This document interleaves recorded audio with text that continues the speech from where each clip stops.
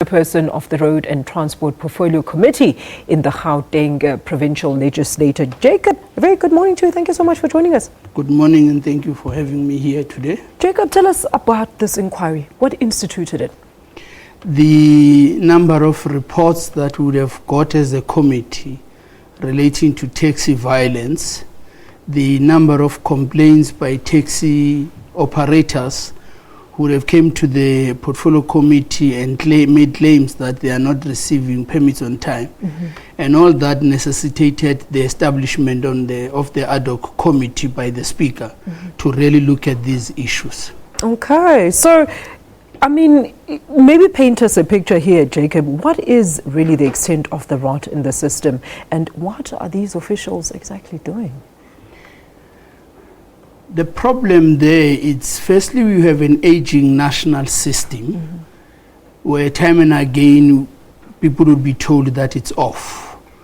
And during that period when it's off, it's an opportunity, it's a window of opportunity for corruption, because then some officials would opt to do the manual. And doing the manual, that's where you start to have some of the problems.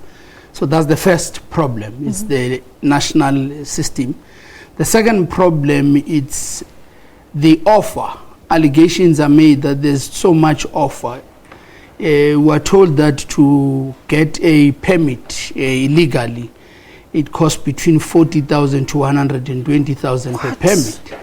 We then create a window again of opportunity to make easy money, but in the process, that easy money leads to violence, because you'd have two duplicate routes for two different associations, and in the process they would actually fight to benefit out of that route. So generally that's the nature of the problem we're dealing with here. So basically this actually leads to the taxi violence that we're seeing in areas like KwaZulu-Natal and even here in Gauteng. 80% of the taxi violence is caused by issuance of permits, a duplication of permits, wrong permits. But equally, it affects law enforcement. It affects law enforcement because time and again, the law enforcement agencies, be traffic cops, be SAPS, have to be workshopped or trained to see which one is legal, which one is not legal. But Jacob, I mean, is it so difficult to monitor this issuing of permits? I mean, the people that are rightfully supposed to be issuing these permits, why cannot they be governed? It's not difficult, and part of our recommendation suggests that it is not difficult. If firstly Gauteng were to look at the provincial IT system to deal with the national aging system, Western Cape and KZN have already done that, and there's nothing wrong for Gauteng to consider the option of doing it provincially. Secondly, if you run a proper audit report on the quality of staff you have, the ability to do their jobs, do lifestyle audit, close opportunities of corruption, this thing could be easily done. But because there are opportunities to make quick cash, that's why it seems as if it's difficult. It's actually not difficult. So if it's not difficult, then Jacob, why have some officials, confessed that they were actually stealing the taxi permits and giving them to their friends in the industry? It just points to a bigger problem within the taxi industry or the licensing department. Which one is it? It's both. The departmental officials are offered cash. By whom? By taxi operators. By me and you, because we want a quick run. We want a quick way to acquire this permit. But some genuinely, because when the system is continuously off, you have already bought the vehicle, you must start paying the bank, and at that point you're not using the car. So then why don't we fix that backlog system? It's part of the recommendation, part of our recommendation to the department. We've given them 120 working days from Tuesday to start finishing the backlog, deal with the backlog, sort out the old problems of people who, for example, converting. Here you are, you lose your husband, you want to convert the permit to your name, and it takes so long, and we don't know why is that a problem. So we have said to them, 120 working days, sort up the backlog. And then once you have set up the backlog, in the process, try to find the working system.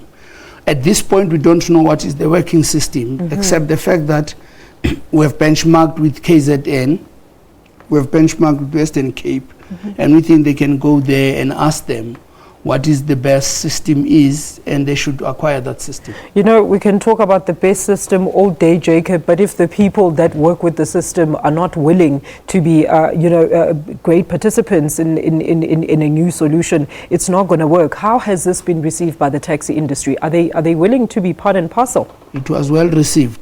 Are they going to comply? Because it's one thing to well receive it. Are you going to comply? They should.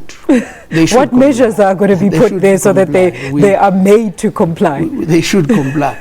The first thing is to sort. You see, if you want to solve a problem, it's always better to look at inner first before you look at the role of other people. And the focus of the committee was, let's look at the department first, because that is our area of interest. Yeah. If we sort out the system issue, sort out the right personnel, right, set up mechanism that, in a bit, close the window of corruption. Yeah.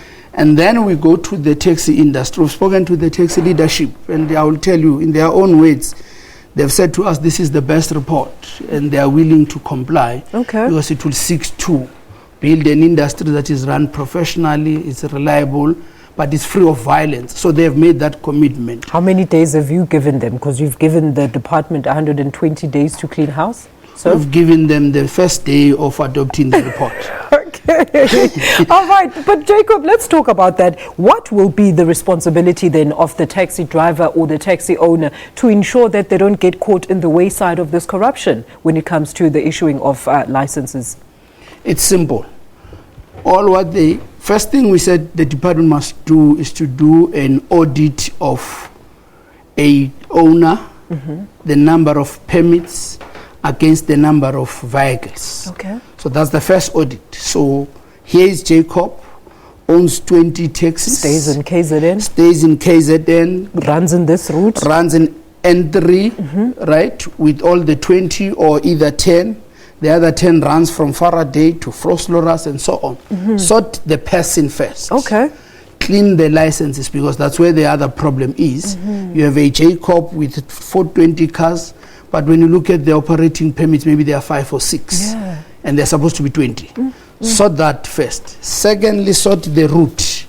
Here is the route from Johannesburg to Ladysmith, from Johannesburg to Kwakwa. But we have 4 or 5 associations competing for that route. Some, they have the same permit. Point A, point B is the same, which is not possible. It's not supposed to happen. It's actually illegal to have such.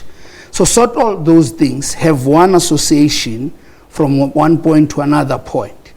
Once you sort out that, and with the willingness of the taxi industry, because this one demands the taxi industry to be willing to come for the audit, we think that would be a very positive step moving forward. So they can't be enforced to come and do the audit? They are enforced. Remember, if you don't make an appearance, it means you don't operate. Oh, I see. Yeah. But I mean, Jacob, look, we've seen many solutions that have tried to come and bring about, a regulatory measure or governance to the taxi industry, of which none of them have been fruitful to this end.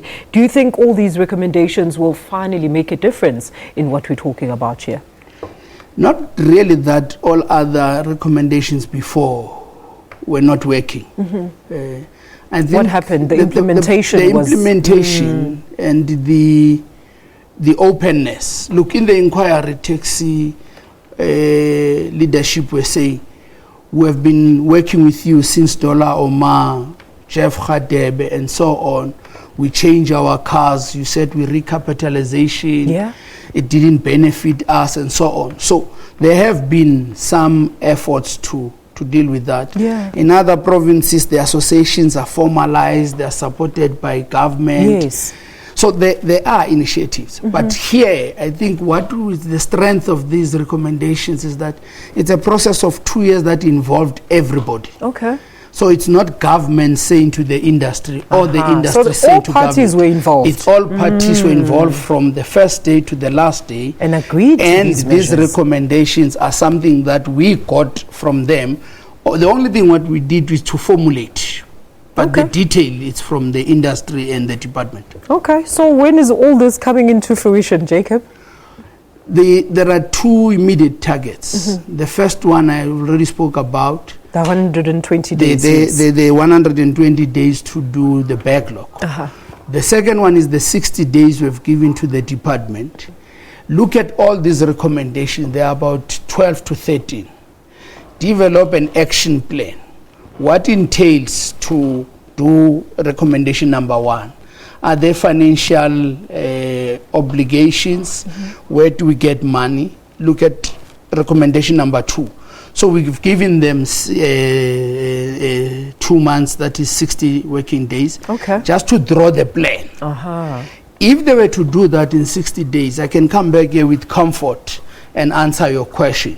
This would be done and this time, this would be done and this time. So what we're looking for is the 60 days to get an implementation plan. So I must give you 60 days and then you can return to ABUs. I can return here after 60 days. Awesome stuff. We have a deal. That was Jacob Kawe, the chairperson of the Road and Transport here in Gauteng, in the Gauteng Provincial Legislature. And he is talking to us about, the officials in the Gauteng Provincial Government that have been tasked with issuing taxi permits and licenses that are now going to be subjected to lifestyle audits. Interesting.